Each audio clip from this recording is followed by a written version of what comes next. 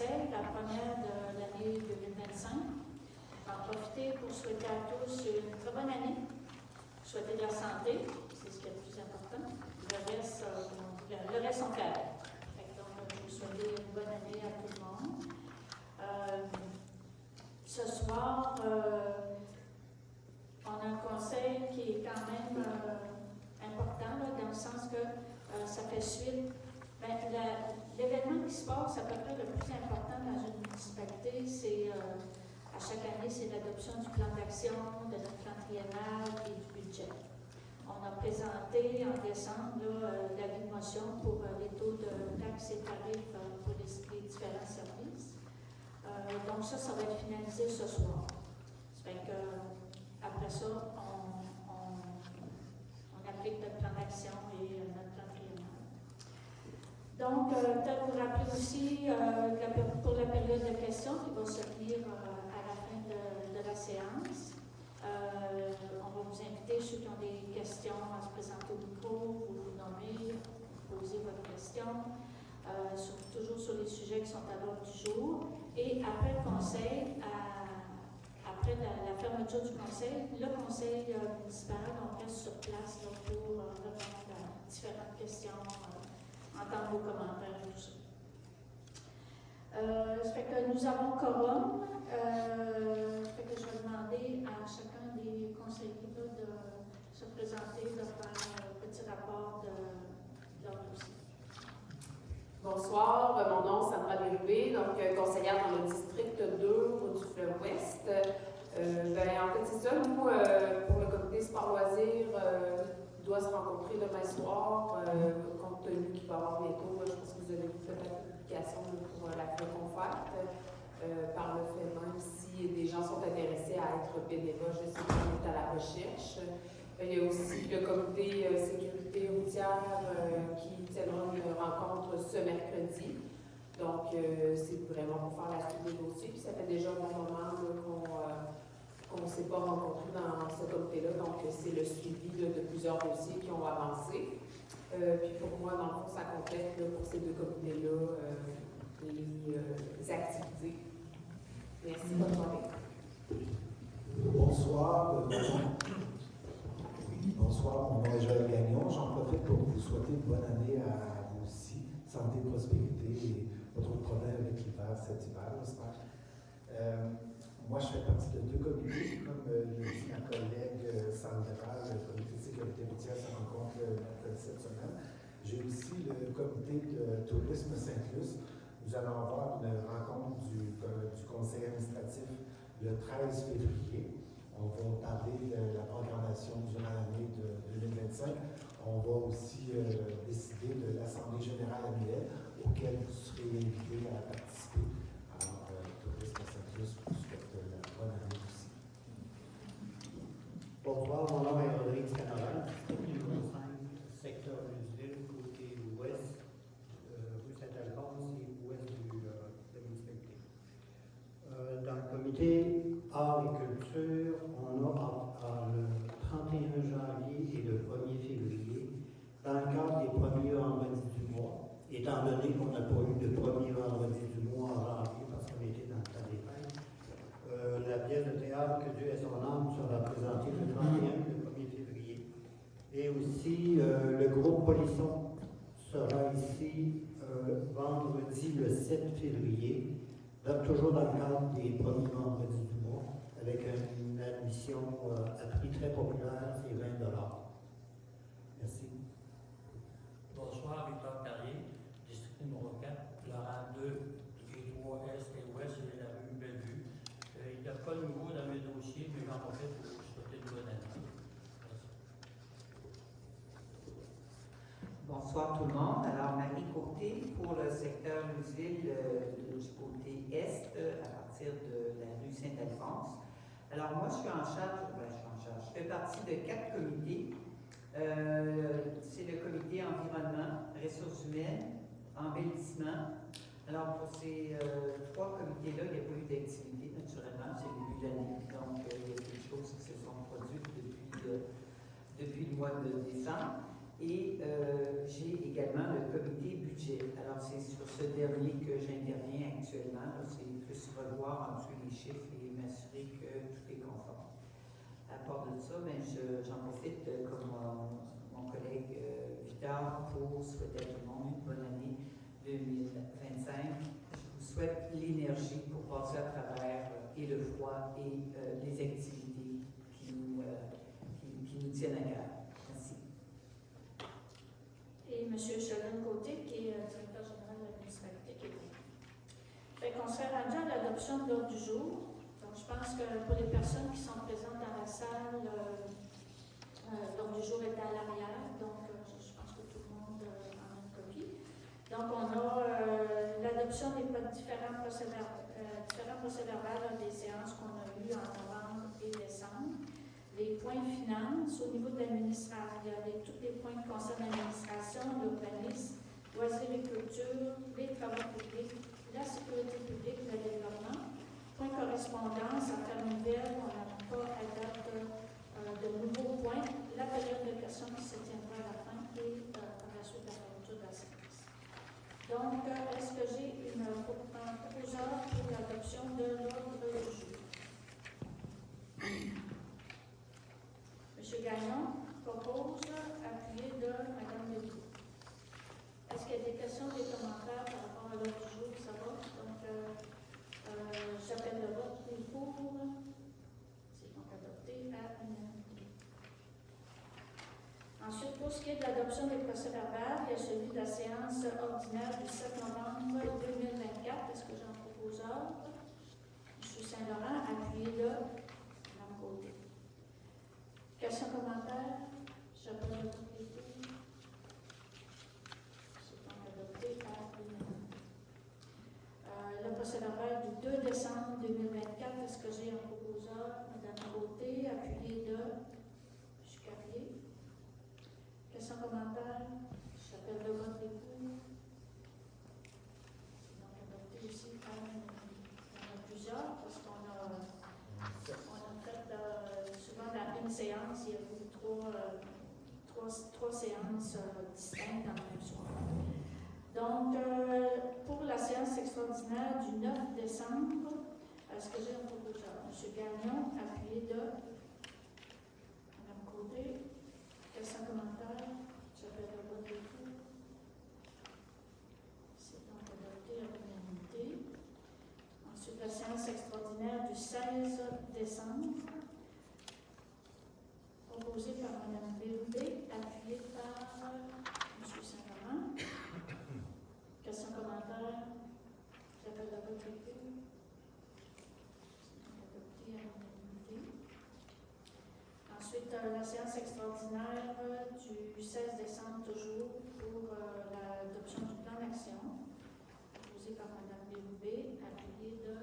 Carrier. Questions, commentaires? J'appelle le vote pour. Adopté à l'unanimité. Ensuite, la séance extraordinaire du 16 décembre pour ce qui était l'adoption du PTI, proposé par M. Gagnon, appuyé par Mme Bérubé. Est-ce qu'il y a des questions, des commentaires? J'appelle le vote pour. Donc, unanime. La séance extraordinaire du 16 décembre concernant les taux et tarifs. Est-ce que j'ai Mme Bérubé proposé, appuyé de M. Saint-Laurent? Questions, commentaires? J'appelle le vote pour. C'est adopté à l'unanimité. Au niveau des points finances, la proposition pour les comptes appelés au fond des activités de fonctionnement des fins fiscales, la proposition est que les chèques numéro 14 341 à 14 384 et 14 386 à 14 395, qui représente un montant de 1 195 257,17. Les dépôts directs 604 à 655 pour un montant de 659 241,6. Et les prélèvements 1474,77 à 1494 pour un montant de de 172 271,57 $, soit acceptés. Autorisation est donnée des pays. Les frais de déplacement sont au montant de 3 041,09 $. La rémunération des employés, des élus et la cotisation réelle est de 190 422,57 $. Comme Mme Côté le disait tout à l'heure, c'est elle qui a fait le suivi budgétaire avec le personnel de la municipalité. Est-ce que tout est conforme? Oui, après vérification, alors, tout est conforme et correspond au montant donné à tout. Est-ce que vous en faites la proposeuse? Oui, je propose. Madame Côté. Est-ce que Jeanne Lapierre, Jean BB?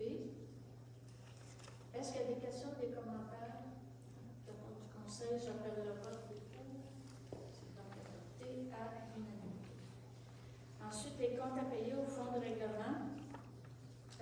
La proposition est que les chèques numéro 805 à 810 pour un montant de 867 379,26 et les prélèvements 1475 et 476 au montant de 4456,54 soit acceptés et autorisation donnée des paiements. Madame Côté, vous êtes toujours proposeur? Oui. Appuyé de Mme Côté.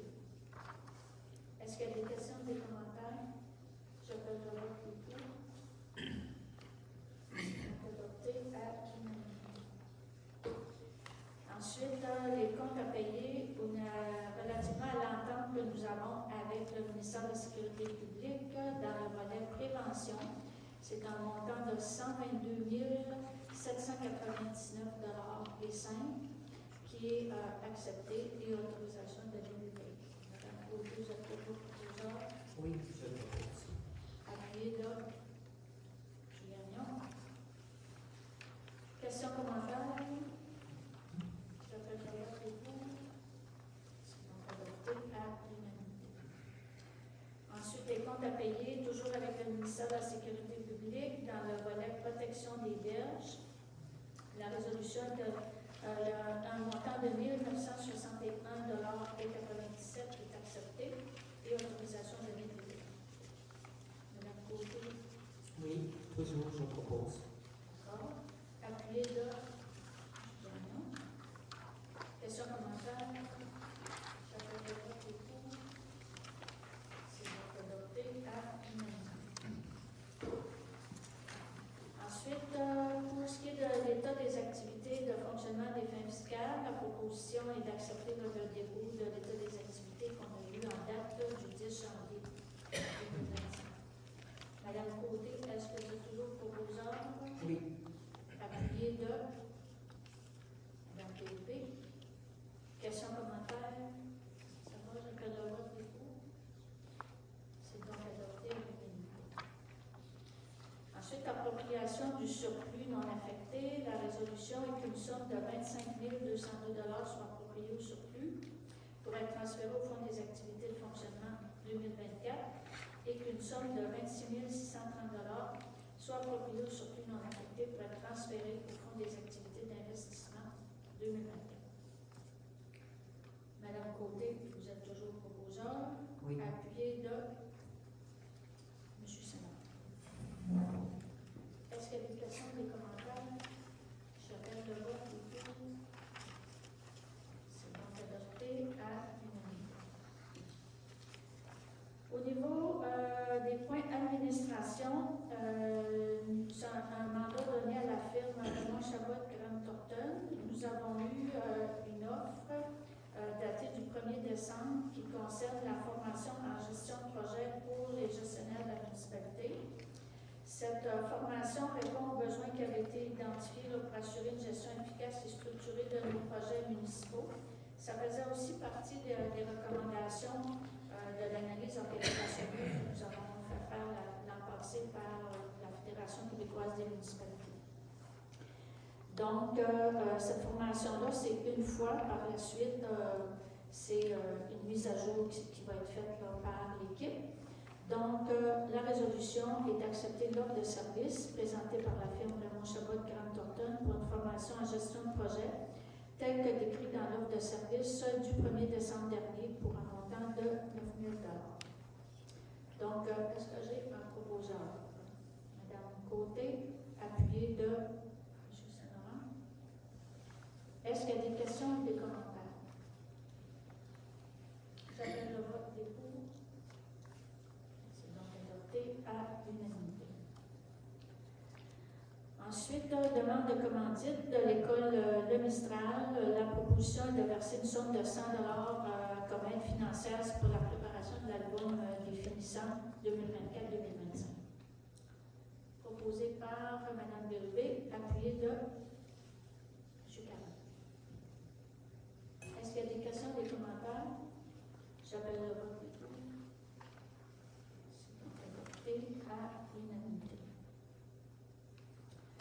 Ensuite, un point qui concerne le consentement pour autoriser l'implantation du système 311 pour la juridiction téléphonique et les tours cellulaires qui sont partagés pour la ville de Rimouski.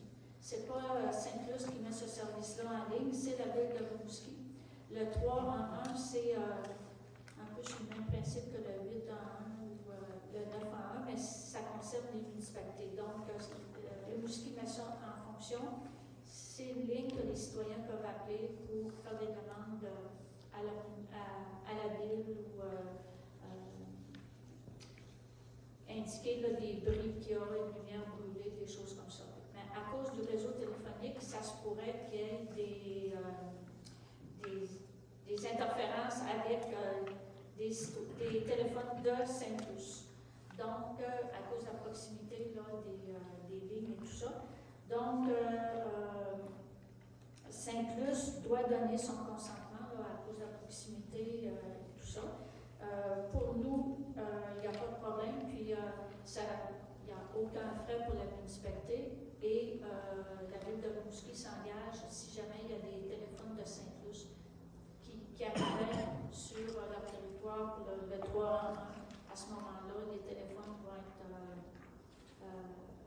rapatriés à Saint-Luce, ils vont nous les envoyer.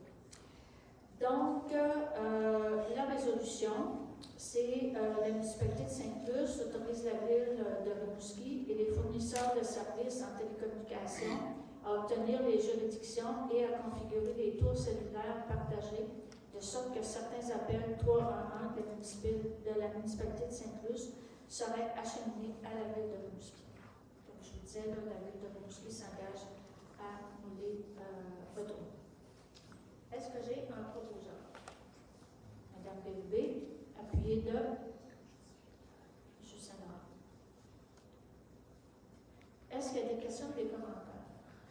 Moi, j'appelle le vote des pour. Donc, adopté à l'unanimité. Ensuite, on serait à l'adoption du règlement pour fixer les taux et tarifs pour l'année 2025. Le conseil municipal a adopté son budget le 16 décembre dernier. Le code municipal nous impose de fixer les taux de taxes générales et les taxes pour les différents services. Il y a un avis de motion qui a été présenté par Mme Côté le 16 décembre dernier. Il y a d'ailleurs un projet de règlement qui a été déposé en même temps à la séance extraordinaire du 16 décembre dernier. Il n'y a pas de modifications qui sont faites à ce projet de règlement. Donc, la proposition va être d'adopter le règlement sur les taux et tarifs tel qu'il a été présenté le 16 décembre dernier. Le 16 décembre, le règlement a été lu entièrement par Mme Nancy Bélubé, qui est directrice financière. Le règlement sur les taux et tarifs va être disponible sur le site Internet de la municipalité. Il va aussi avoir un résumé dans le prochain coxillon. Donc, je ne ferai pas ce soir la lecture complète, mais je pense que ce qui est, peut-être vous dire les grandes lignes, ce qui est peut-être le point le plus important, c'est, tout le monde sait, là, avec le nouveau rôle d'évaluation, les taux d'évaluation des propriétés ont augmenté de façon assez importante. Donc, on a travaillé pour diminuer le taux de taxe afin de diminuer l'impact au niveau des montants que les gens vont avoir à payer. Le taux de taxe était à 1,05 $ du 100 $ d'évaluation et il passe à 79 cents du 100 $ d'évaluation. Ça, c'est dans la proposition de règlement. Pour ce qui est des taux pour les services d'aqueduc et d'égout, ces taux-là, c'est le montant réel que ça coûte à la municipalité qui est repartagé là, dépendamment des logements, des commerces et tout ça. Pour les égouts, c'est la même chose. Pour ce qui est de la collecte et du transport des matières résiduelles, c'est aussi les taxes de service, c'est le montant que ça coûte à la municipalité. On sait qu'avec le nouveau fonctionnement, c'est la régie intermunicipale qui comprend la Métis et la Matapédia qui s'occupe de la collecte et du transport des matières résiduelles. Ensuite, pour l'inspection et le ramenage des cheminées, c'est 44,10 $, c'est le coût, ce que ça coûte. Ensuite, pour ce qui reste là, c'est sûr qu'il y a des taxes pour les différents règlements d'emprunt qui existent à la municipalité. Ça dépend du montant qui a été emprunté, du temps qui reste à payer, puis des taux d'intérêt. Les règlements d'emprunt ne s'appliquent pas toujours à l'ensemble des citoyens. Ça fait que ça va tout être déterminé là, dans le règlement. Et la tarification pour le camp de jour, mais ça, c'est pour les enfants qui fréquentent le camp de jour et la garderie, le service de garde. Pendant le camp de jour, les montants qui sont chargés sont en deçà des coûts réels pour le camp de jour, mais c'est une décision là, que la municipalité a pris d'investir une partie des taxes de l'ensemble de la population là, pour donner ce service-là aux jeunes familles. Fait que ça fait le tour là, pour le règlement. Sur les taux de tarifs, comme je le disais tout à l'heure, il a été vu complètement là, de façon intégrale lors de la présentation le 16 décembre dernier. Donc, est-ce que j'aurais un proposeur, Mme Béhoulé, appelé de Mme Côté? Est-ce que vous avez des questions, des commentaires sur la présentation de ce règlement? Oui, Mme Berrieux, ce serait peut-être important de dire les dates des versements. Il y en a 5 seulement à partir du 28 avril, je crois. 6.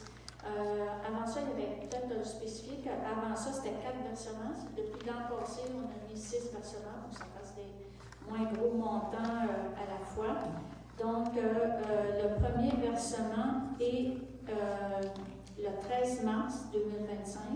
Les comptes de taxes devraient être envoyés dans les foyers aux alentours du 14 février.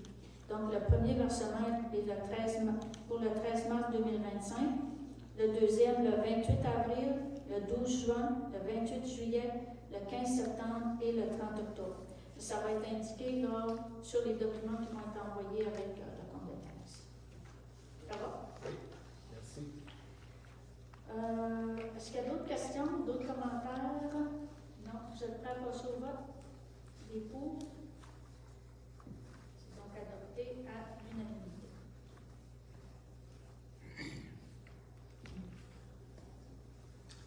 Ensuite, on a une demande de commandite de la Fondation Jeunesse du Bas-Saint-Laurent. La proposition de verser un montant de 100 $ comme aide financière à la Fondation Jeunesse là, pour soutenir l'organisme qui travaille pour les jeunes de la région. Proposé par Mme Béhoulé, appuyé par M. Sanon. Est-ce qu'il y a des questions, des commentaires? J'appelle le vote des pour. C'est donc adopté à l'unanimité. Ensuite, il y a un point qu'on a appelé harcèlement du conseil. Actuellement, le conseil municipal et particulièrement moi-même comme maire, on fait face à une campagne de dénigrement sur les réseaux sociaux, que ce soit sur la page Spotted Saint-Luce, Luceville, ou sur des pages Facebook personnelles.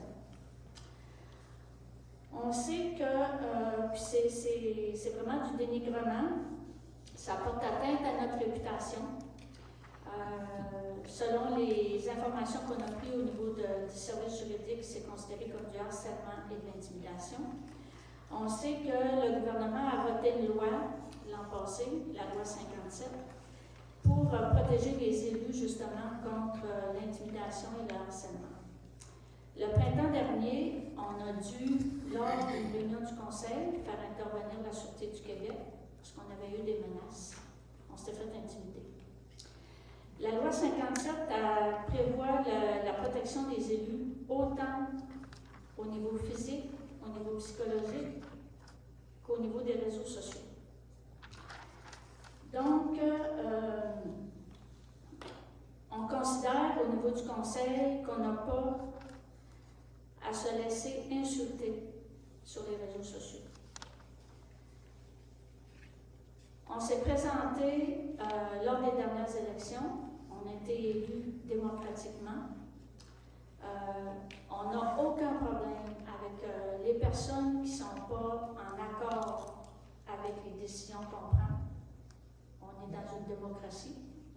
On a le droit de s'en parler, on a le droit de le dire, mais on pense qu'il faut que ça se fasse dans le respect et non pas par des insultes. Là, on considère que la situation, ça va trop loin. C'est de valeur parce que c'est 5-6 personnes dans la municipalité qui font ça. Malheureusement, on ne peut pas accepter ça. Puis on a décidé d'agir pour se faire respecter. Puis, tout le travail qu'on fait, on est assis devant vous, là, on vote des résolutions, mais je pense que pour ceux qui savent comment ça fonctionne un conseil municipal,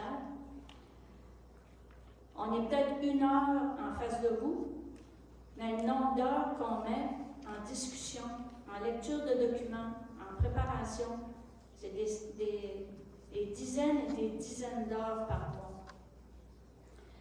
Fait que je pense que pour le travail qu'on fait, là, on a à se faire respecter. On n'a pas à se faire dénigrer. Ça fait que je vous présente la proposition qui va être faite. Attendu que la loi 57, qui est récemment entrée en vigueur, vise à protéger les élus municipaux, à favoriser l'exercice de leurs fonctions sans entrave, tout en les protégeant contre l'intimidation et le harcèlement. Attendu que la mairesse de Sainte-Luce et le conseil municipal font actuellement face à une série d'attaques personnelles sur les réseaux sociaux, lesquelles constituent de l'intimidation, du harcèlement, de la diffamation et une atteinte à notre réputation. Attendu que la Fédération québécoise des municipalités offre, depuis l'adoption de cette loi, une couverture des frais de justice pour contrer l'intimidation, le harcèlement à l'encontre des élus municipaux. Donc, soyez sans crainte, il n'y aura aucun frais pour la municipalité. C'est couvert d'un service qui est offert par la Fédération. Donc, la proposition, c'est que le Conseil municipal de Sainte-Luce mandate officiellement la Fédération québécoise des municipalités pour entreprendre des poursuites légales contre les personnes qui ont proféré des propos intimidants, harcelants, ou diffamatoires sur leur page Facebook personnelle ou sur la page Spotted Sainte-Luce-Luceville. Lors du dépôt des poursuites, les noms des personnes concernées seront rendus publics par la municipalité. Les demandes que nous formulerons dans ces poursuites sont les suivantes. Que les personnes concernées retirent tous les commentaires visant la mairesse ou le conseil municipal, que les personnes concernées se rétractent et présentent des excuses, et que les personnes concernées soient contraintes de verser des montants à dommages-intérêts tels que c'est prévu à la loi. Est-ce que j'ai un proposeur? M. Gagnon, appuyé de Mme Bérubé. Est-ce que j'ai des questions ou des commentaires suite à cette résolution? J'appelle le vote des pour. Peut-être un petit commentaire. Ah, C'est juste marqué Facebook et c'est pas tel s'il y a d'autres places que c'est publié, peut-être, et autres publications. Et autres réseaux. et autres réseaux, on va le rajouter. Social. Merci, M. Carnot. Donc, tout le monde est d'accord? Les proposeurs et secondaires, vous êtes d'accord à ce qu'on intègre ce commentaire? Oui. Oui. On serait prêt à passer au vote? Tous les pour? Donc, adopté à l'unanimité. L'autre point, démission de M. Odila Soucy. Ce point va être reporté, considérant que M. Soucy nous a annoncé le 16 décembre dernier, à la fin de la séance publique, qu'il déposait sa démission qui serait en vigueur à partir du 25 décembre. Par contre, selon la loi, toute démission au niveau du conseil municipal doit être faite par écrit. À ce moment-ci, M. Soucy refuse de nous donner un avis écrit de sa démission. Donc, selon la loi sur les affaires, la loi sur les municipalités, quand ça va faire 3 mois que M. Soucy n'est pas présent au conseil, il va être exclu. C'est ce que la loi prévoit. Fait que d'ici ce 3 mois-là, on lui envoie des avis de convocation pour le conseil, comme ce soir. Et M. Soucy doit continuer d'avoir sa rémunération de conseiller aussi pendant ce 3 mois-là. Ça fait que, à moins que M. Soucy nous envoie une lettre de démission officiellement d'ici ce temps-là, ça ira là, en avril, dans le fond, là, avant qu'on puisse voter la résolution de son départ du conseil. Donc, le point est reporté. Ça va, tout le monde? Le point 5.8, appui de la municipalité de Sainte-Luce pour les journées de la persévérance scolaire. Bon, la région de Bas-Saint-Laurent a décidé là, que la réussite scolaire et la persévérance est une des 5 priorités régionales. Ensuite, la prévention du décrochage scolaire, ça concerne, ça constitue un enjeu là, dont on pense qu'il faut se préoccuper dès la petite enfance, et ça jusqu'à ce que les jeunes aient leur diplôme. Les journées de la persévérance scolaire sont soulignées dans les 8 MRC du Bas-Saint-Laurent et c'est l'organisme Cosmos qui s'occupe là, de ces journées de persévérance. Donc, la résolution, c'est de déclarer comme les autres MRC, les autres municipalités des 8 MRC du Bas-Saint-Laurent, que la 2e semaine de février, soit du 10 au 14 février, serait déclarée la semaine de la persévérance scolaire dans notre municipalité. On va aussi appuyer les efforts de Cosmos là, pour se mobiliser autour de la lutte au décrochage et faire que nos MRC soient des territoires qui valorisent l'éducation et soient un levier là, pour le développement aussi de nos municipalités. Et nous nous engageons à réaliser aussi un geste concret qui favorise la persévérance au cours de l'année 2025. Nous n'avons pas à date qu'est-ce qui serait fait, mais ça va être discuté là, dans les prochaines rencontres, je pense. Donc, Mme Bérubé, vous êtes proposeur de cette proposition, appuyée par Mme Baudou. Est-ce qu'il y a des questions, des commentaires? J'appelle le vote pour adopter à l'unanimité.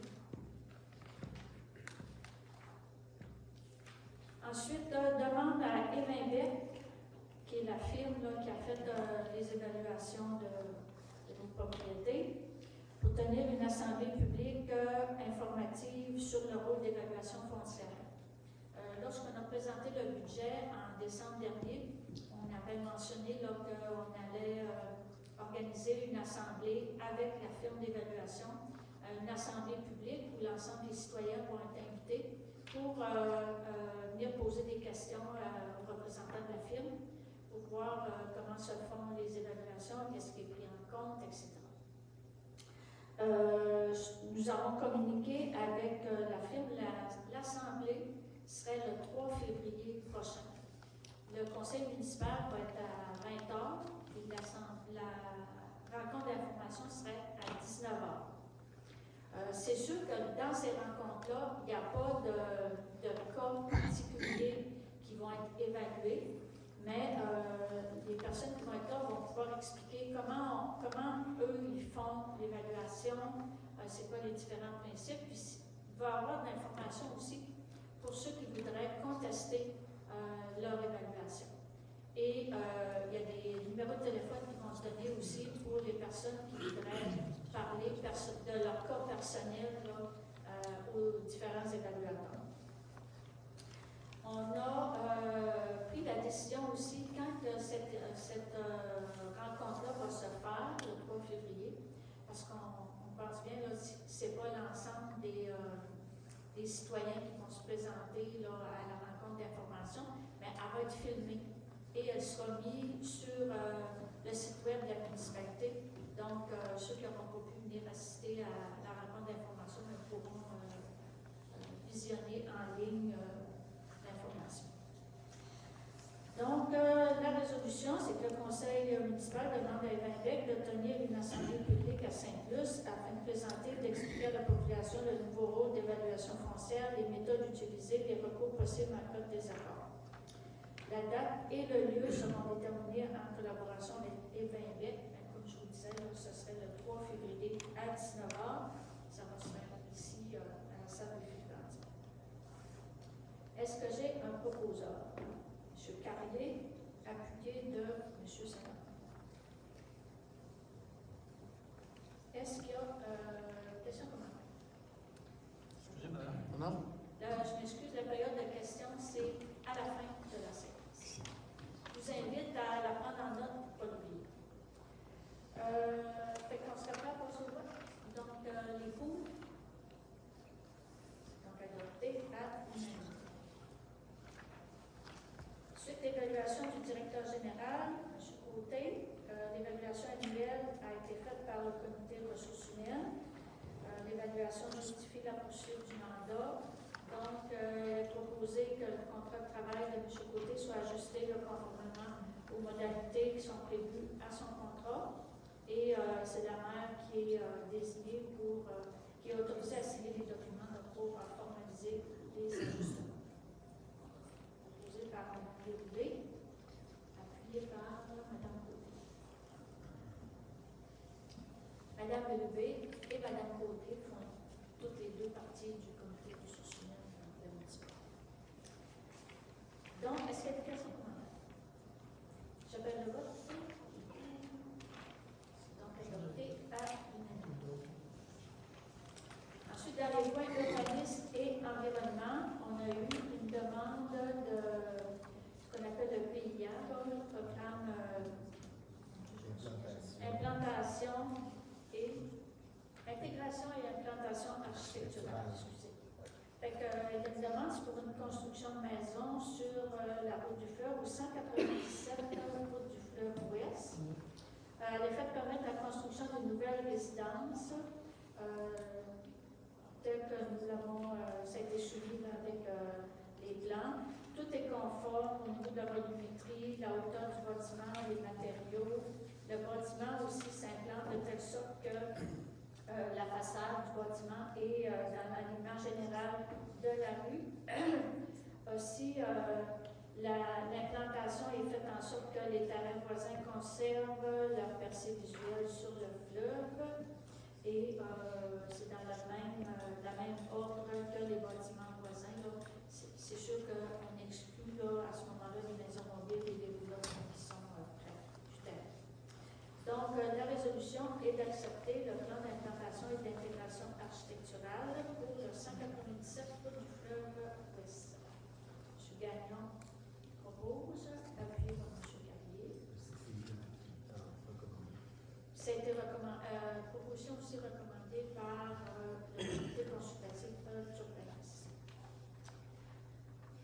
questions, commentaires? Ça va, j'appelle le vote des pour. C'est donc adopté à l'unanimité. Autorisation de signature dans les points de loisirs de M. Charles Isabelle, coordonnateur des loisirs. Les événements culturels qu'on fait à Saint-Luc, soit les premiers vendredis du mois, qui se passent ici à la salle de Philippe-Antille, de octobre à juin, et les rendez-vous de danse qui se tiennent l'été dans le secteur Saint-Luc-sur-Mer, contribuent au dynamisme de la municipalité. Ces événements nécessitent la conclusion de contrats avec des artistes ou des intervenants externes. La programmation, autant les premiers vendredis du mois que des rendez-vous de danse, c'est discuté avec le comité art et culture. Et il y a une recommandation aussi qui est faite au conseil municipal. Et la programmation est adoptée par le conseil municipal. La résolution est que M. Charles Isabelle, qui est coordonnateur des loisirs, soit autorisé à signer pour et au nom de la municipalité les contrats nécessaires avec les artistes et les intervenants dans le cadre des premiers vendredis du mois et des rendez-vous de danse. Est-ce que j'ai M. Saint-Laurent qui propose, appuyé de Mme Leloup? Est-ce qu'il y a des questions, des commentaires? J'appelle le vote des pour. C'est donc adopté à l'unanimité. Ensuite, au niveau des travaux publics, l'embauche de M. Marc-André Roy à titre de directeur adjoint des travaux publics. On avait fait faire une analyse organisationnelle par la FQM, puis il y avait des défis qui avaient été identifiés au niveau de la surcharge de travail et de la planification au niveau des travaux publics. Le rapport aussi mettant en évidence l'importance de formaliser une relève efficace pour assurer une gestion continue des travaux publics en vue d'un éventuel départ à la retraite du directeur actuel. Il y a aussi toute la planification des tâches et l'organisation du travail qu'on veut optimiser pour maintenir un niveau de service de qualité. Et l'ajout d'un directeur adjoint aux travaux publics permettrait d'alléger la charge de travail actuelle, mais d'améliorer aussi la répartition des responsabilités et garantir une meilleure gestion des priorités. Le comité ressources humaines a analysé les différentes candidatures et propose la candidature de M. Marc-André Roy et recommande son embauche pour ce poste. Donc, la résolution que M. Marc-André Roy soit embauché à titre de directeur adjoint des travaux publics, conformément aux modalités prévues dans le contrat de travail des employés cadres. Le directeur général, M. Côté, ainsi que la maire sont autorisés à signer le contrat de travail et de prendre les dispositions nécessaires pour officialiser cette embauche et que l'embauche prenne effet à compter d'aujourd'hui, le 20 janvier, pour permettre une transition harmonieuse et un soutien immédiat au service des travaux publics. Est-ce que j'ai un proposé? Mme Côté, appuyée de Mme Bénédicte. Est-ce qu'il y a des questions ou des commentaires sur la résolution? Ça va? J'appelle le vote pour vous. C'est donc adopté à l'unanimité. Ensuite, l'embauche de Mme Marie-Roque Fournier à titre de manœuvre. C'est suite à Mme Geneviève Bernier, qui était détentrice de ce poste, a obtenu le poste de préventionniste incendie et santé-sécurité au travail. Donc, on a réaffiché le poste de manœuvre. Et le comité des ressources humaines recommande l'embauche de Mme Marie-Roque Fournier, qui est une citoyenne de Saint-Luc. Et ce, selon les conditions qui sont prévues à l'entente avec les employés de la municipalité. Est-ce que Mme Bélébé vous proposez, appuyée de Mme Côté? Est-ce qu'il y a des questions ou des commentaires? J'appelle le vote des pour. C'est donc adopté à l'unanimité. Ensuite, certificat de paiement définitif pour la rue des Marais. Le contrat avait été donné à Excavation Léon Chouinard et Fils pour les travaux sur la rue des Marais. Les travaux sont complétés. Les ingénieurs nous recommandent d'ailleurs le versement de la dernière somme qui est un montant de 28 693,81 $. Donc, la proposition est de payer cette somme, 28 693,81 $ plus taxes à la compagnie Excavation Léon Chouinard-Fils. Proposé par M. Carrier, appuyé par M. Sénat. Est-ce qu'il y a des questions, des commentaires? J'appelle le vote qui est pour. C'est donc adopté à l'unanimité. Certificat de paiement définitif, même chose pour la rue Caron. Donc, contrat qui avait été donné à la compagnie Excavation des Ronds-Chouinards. Les travaux sont complétés. Les ingénieurs nous recommandent le versement de le montant final, qui est de 11 497,90 $. Donc, la résolution est de verser ce montant à la compagnie Léon Chouinard-Fils, proposé par Mme BUB, appuyé de M. Carrier. Questions, commentaires? J'appelle le vote et tout. C'est donc adopté à l'unanimité. Réfection du rang 3S, la phase 2. Vous vous rappelez qu'il reste une troisième phase qui devra se faire au printemps. Donc, le contrat avait été octroyé à la compagnie Gervais-Dubé Incorporée pour la phase 2 du rang 3S. Les travaux complétés en partie. On serait au décompte numéro 5. Les ingénieurs nous recommandent le versement de la somme de 1 235 529,16 $ à la compagnie Gervais-Dubé. Donc, il y avait ce qu'on appelle un cautionnement d'entretien aussi pour les travaux qui ont été effectués, qui était valide pour une durée de 2 ans. Et là aussi, les ingénieurs nous ont émis une recommandation à l'effet de libérer le montant qui avait été retenu de 321 029,44 $ avant taxe. Donc, la résolution est de payer la somme de 1 604 632,75 $ à la compagnie Gervais-Dubé Incorporée. Proposé par M. Carrier, appuyé par M. Saint-Laurent.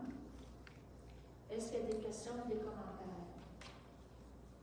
Ça va, j'appelle le vote du pour. C'est donc adopté à l'unanimité. Au niveau de la sécurité publique, autorisation de paiement pour les travaux effectués par Bédard Laroche Incorporé. C'est dans le cadre des maisons là, qui ont été démolies suite à l'entente qu'on a avec le ministère pour l'érosion des berges. Donc, il y a un contrat qui avait été donné à Bédard Laroche Incorporé pour effectuer les travaux de démolition, évacuation des débris, remise en état du terrain, disposition des terres contaminées. Ça concernait 3 terrains, soit le 302, le 480 et le 482, les 3 sur la route 132S. Donc, la proposition est d'autoriser le paiement à Bédard Laroche Incorporé d'un montant de 11 770,40 $ pour le 302 route 132S. 5 153 $ pour le 480 route 132S et 6 110 $ pour le 482 route 132S. Et ces 3 terrains-là finalisent là, tous les déménagements de maisons qu'on avait là, avec la question de l'érosion des berges. Donc, est-ce que j'ai un proposeur? M. Carrier, appuyé de M. Sénat. Est-ce qu'il y a des questions? Ces montants-là, c'est plus taxes applicables. C'est le tout là, selon les termes du contrat qui avait été convenu avec Bédard Laroche. Questions, commentaires? J'appelle le vote. C'est donc adopté à l'unanimité.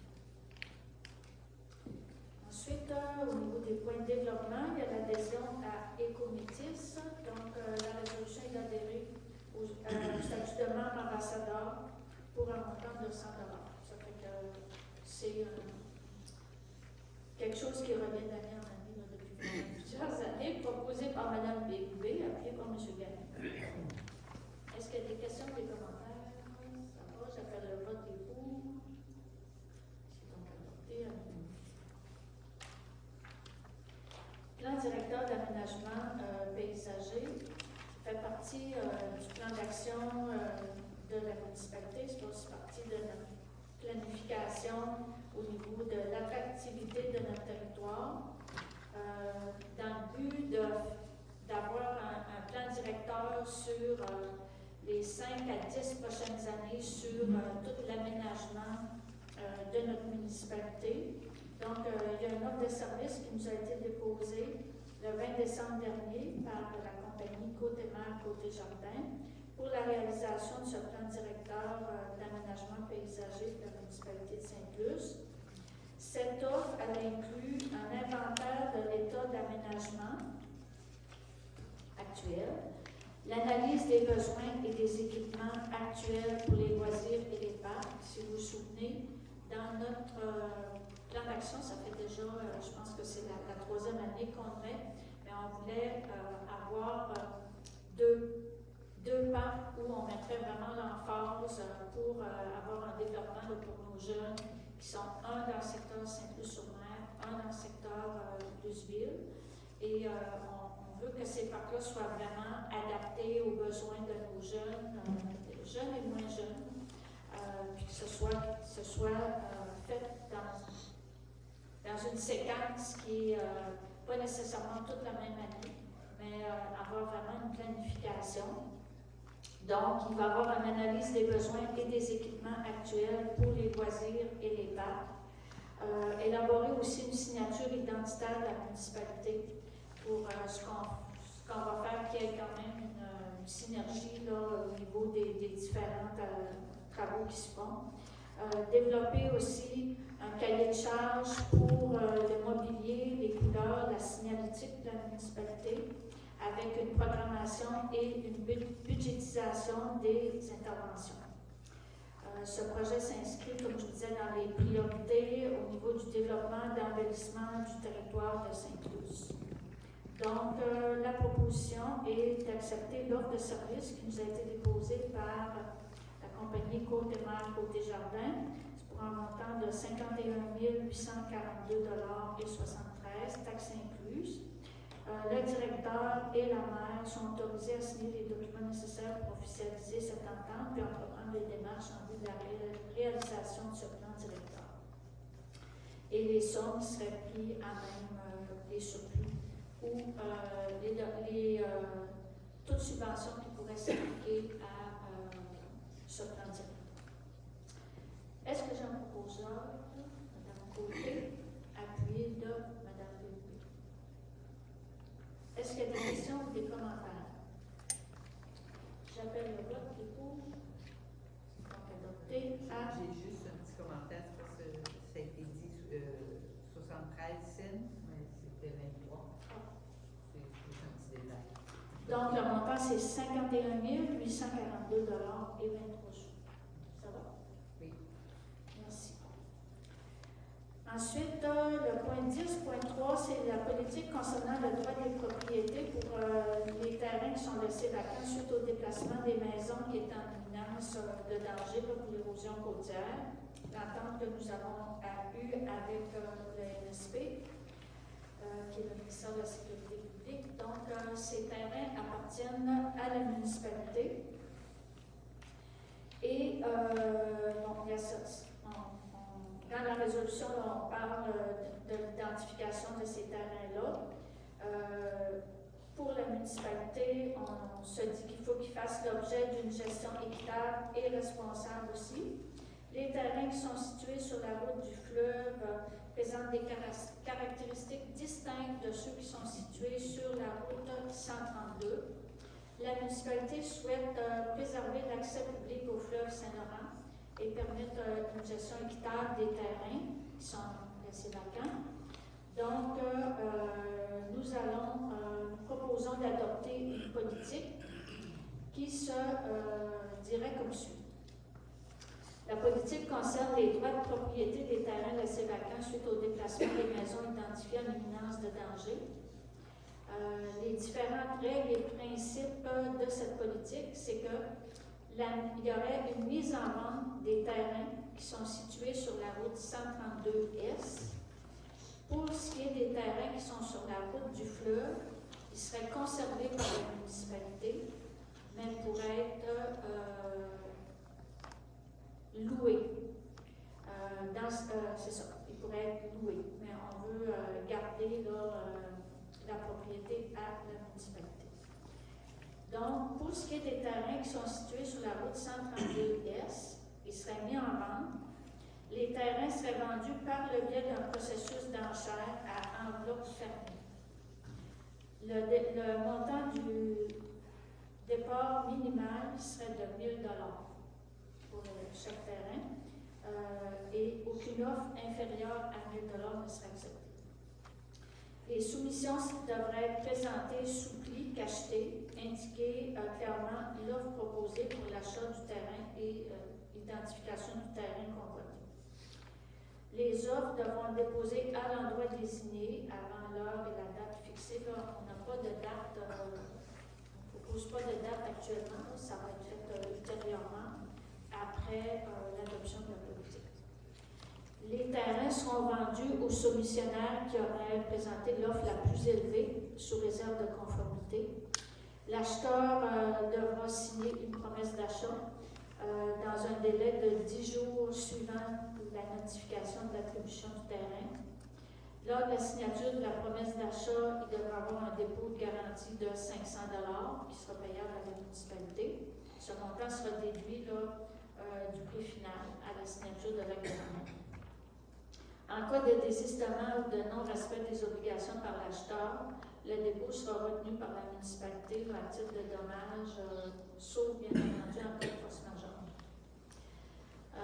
L'acheteur s'engage à signer l'acte de vente finale devant notaire dans un délai maximal de 6 mois suivant la signature de la promesse d'achat. Avant cette signature, il devra s'assurer du paiement complet du prix de vente, des frais de la transaction incluant les frais de notaire. Et l'employeur s'engage à respecter toutes les lois et règlements municipaux applicables au terrain acquis, à l'interdiction de construction et aux règlements relatifs à l'entretien du terrain. Donc, dans l'entente que nous avons eue avec le ministère de la Sécurité publique, ces terrains, il ne peut pas avoir aucune construction sur ces terrains-là. Il ne peut même pas avoir de roulotte ou de tente roulotte qui soit mis sur ces terrains-là, même si c'est juste pour la période d'été. Et ce qu'on propose, c'est que ce soit des propriétaires des terrains voisins, soit gauche, droite ou en face, ce qu'on dit des terrains contigus, qui pourraient participer à la mise aux enchères. Le but de la municipalité est de prioriser l'entretien de ces terrains-là. Il ne faut pas que ça devienne des terrains en friche. L'acquéreur devra s'engager à assurer l'entretien adéquat du terrain, incluant sensibilité, la tonte de la pelouse, l'entretien général et devra aussi respecter les différents règlements municipaux. Pour les terrains qui sont situés sur la route du fleuve, les terrains vacants sont conservés, comme je le disais, par la municipalité dans le but de préserver et de promouvoir l'accès public au fleuve Saint-Laurent pour les citoyens et les visiteurs. Les commerces qui proposent des initiatives qui permettraient un accès au fleuve pour leur clientèle et pour le public seront priorisés dans l'attribution des baux. Les terrains pourraient être loués aux propriétaires des terrains voisins contigus sous réserve des conditions suivantes. Garantir un droit de passage piéton public sur une partie du terrain. Les baux pourraient être d'une durée de 5 ans renouvelable pour les terrains visés. Ils seront attribués aussi par le biais d'un processus d'enchère à enveloppe fermée. La valeur minimale du bail correspondra à la valeur municipale annuelle du terrain concerné, telle qu'établie par l'évaluation foncière en vigueur, c'est-à-dire le taux minimum de location sera l'équivalent du taux de taxe qui est prévu pour ce terrain-là. toute taxe annuelle. Les soumissions devront être présentées aussi sous pli cacheté, indiquer l'offre proposée pour le bail annuel. Les offres devront être déposées à l'endroit désigné avant la date et l'heure qui sera spécifiée dans la rue publique. Le bail sera attribué au soumissionnaire ayant présenté l'offre la plus élevée sous réserve de conformité. La municipalité se réserve le droit de rejeter toute soumission jugée non conforme ou d'annuler le processus d'enchère à tout moment. Le soumissionnaire retenu devra signer le contrat de bail dans un délai de 10 jours suivant la lieu d'attribution et de respecter aussi toutes les obligations afférentes au bail, y compris relatives à l'entretien du terrain. Donc, le locataire devra s'engager à assurer l'entretien adéquat du terrain. C'est la même chose là, au niveau de la tombe, la pelouse, l'entretien général et aussi la conformité au niveau des règlements. Et est-ce que j'ai un conclusion pour le dépôt, l'adoption de la politique? Madame Côté, appuyée de M. Gagnon. Est-ce qu'il y a des questions ou des commentaires? Il y en a un, à l'item 2.8, obligation de l'acheteur.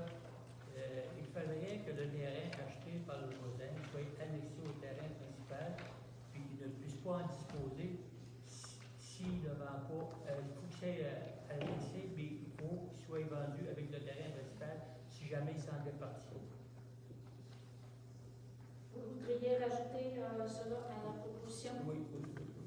Et ça, pouvez-vous me réindiquer dans quel...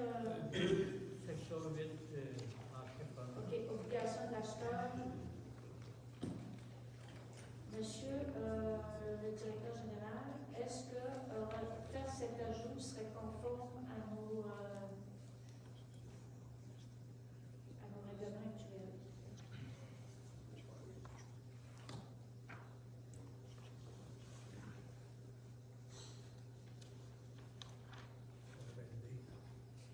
Durée de 5 ans seulement, on pourrait interdire pour une durée de 5 ans. La vente du terrain, puis l'obligation d'annexer à son terrain.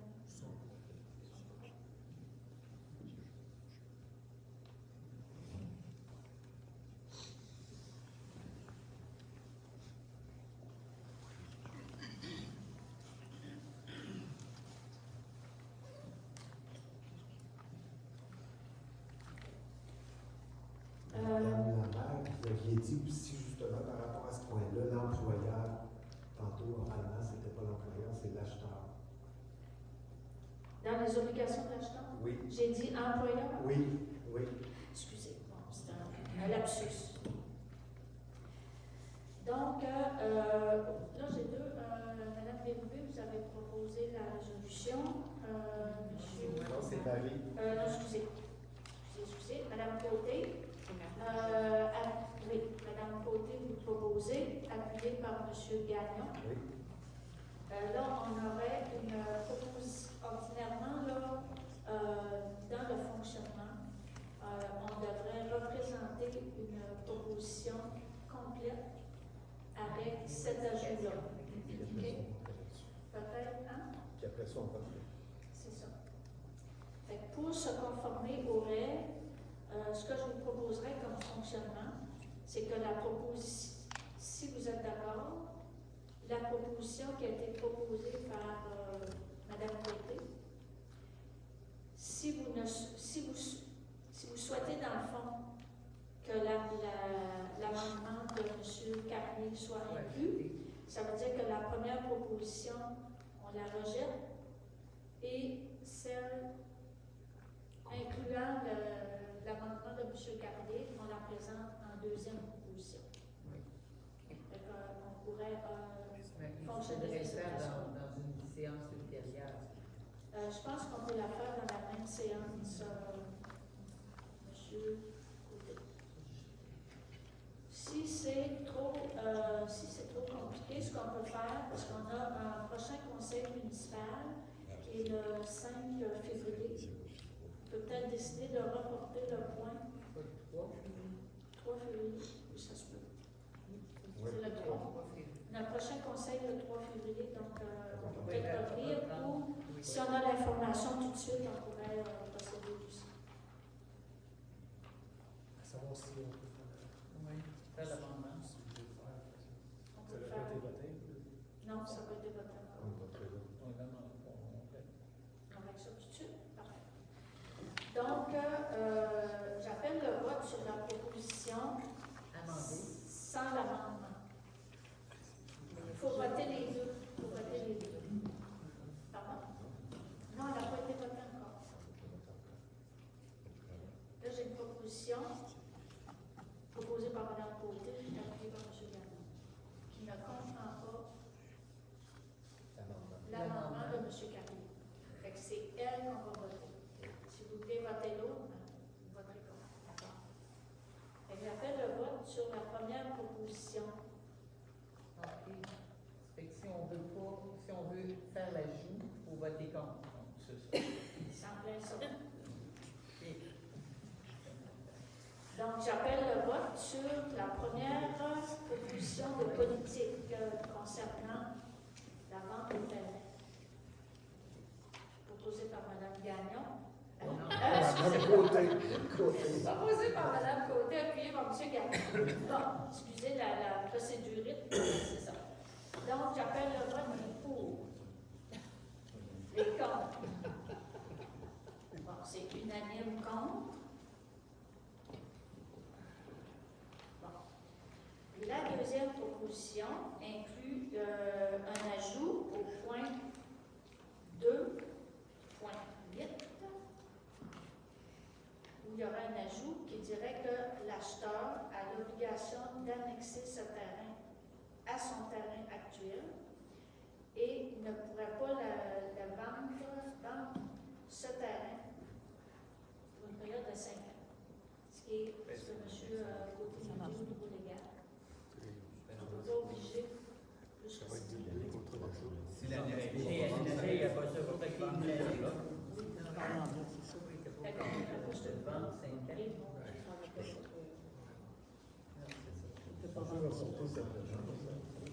Un petit peu. L'obligation de l'acheteur, si on ajoute l'obligation d'annexer ce terrain à son terrain. On arrête ça là. C'est correct? Parfait. Bon, on s'entend. Là, j'ai besoin d'un proposeur pour la nouvelle politique qui inclut l'obligation d'annexer le terrain à son terrain. Ça va être plus tard. M. Victor, Carrier,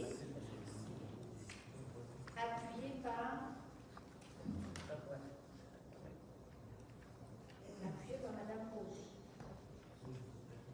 Est-ce que c'est clair pour tout le monde? Oui. Est-ce qu'il y a des questions commentaires?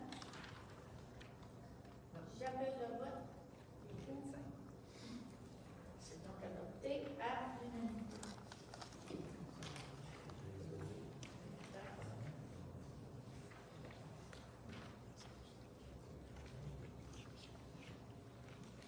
Ensuite, nous sommes au point 10.4 qui est demande d'autorisation ministérielle pour le projet Saint-Luc-sur-Mer raconté par le fleuve. Donc, c'est le projet qu'on a avec la firme Incognito. Pour réaliser le projet, il y a des installations de plateformes multifonctionnelles qui vont être construites avec des matériaux durables, construits pour s'intégrer à l'environnement, pour mettre en valeur l'interconnexion entre le fleuve, le patrimoine bâti et les écosystèmes côtiers. Le projet s'inscrit dans une approche durable en collaboration avec des experts en érosion côtière et en conservation environnementale. Et ça nécessite une autorisation ministérielle auprès du ministère de l'Environnement. Donc, la résolution est d'autoriser M. Jean Robidoux, qui est chargé du projet, à présenter la demande pour le nom de la municipalité au ministère de l'Environnement. Proposé par Mme Bélibé, appuyé par M. Gagnon. Est-ce Est-ce qu'il y a des questions ou des commentaires? J'appelle le vote debout. C'est donc adopté à l'unanimité.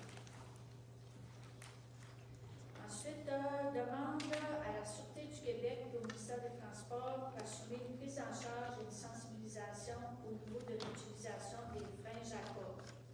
On a souvent des commentaires ou des demandes, particulièrement là, pour les citoyens qui vivent près de la 298 et de la rue Saint-Pierre sur le bruit. Donc, l'usage des freins moteurs, ce qu'on appelle les freins Jacob, sont souvent utilisés et ça cause un bruit excessif là, par les véhicules lourds. Peut-être juste comme information, là, on fait des recherches et on ne peut pas interdire l'utilisation des freins moteurs Jacob. On peut faire de la sensibilisation, mais on ne peut pas interdire parce que c'est un moyen que les camions doivent utiliser là, pour freiner. L'interdire pourrait causer des accidents ou c'est ça. Donc, par contre, c'est une source d'irritation au niveau des citoyens. La résolution est de demander à la Sûreté du Québec, au ministère des Transports, d'intensifier leur action de sensibilisation auprès des conducteurs de véhicules lourds, notamment sur l'utilisation du frein moteur en milieu urbain.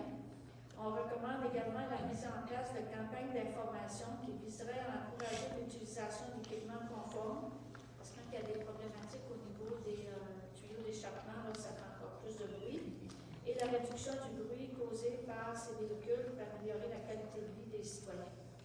Et cette résolution sera transmise à la Sûreté du Québec et au ministère des Transports afin d'assurer une prise en charge coordonnée de cet enjeu. Est-ce que j'ai un proposeur? M. Saint-Laurent, appuyé de M. Carrier. Est-ce qu'il y a des questions, des commentaires? Je ne sais pas si c'est possible de demander à la Sûreté du Québec qui fait une espèce comment je pourrais dire, de décider qui sont les compagnies qui utilisent nos terrains, qui font du transport pour eux leur envoyer un message carrément. Je ne sais pas si c'est possible de faire ça. Bien, je pense que dans la demande qui est faite, je pense que c'est inclus là, comment le ministère décidera de faire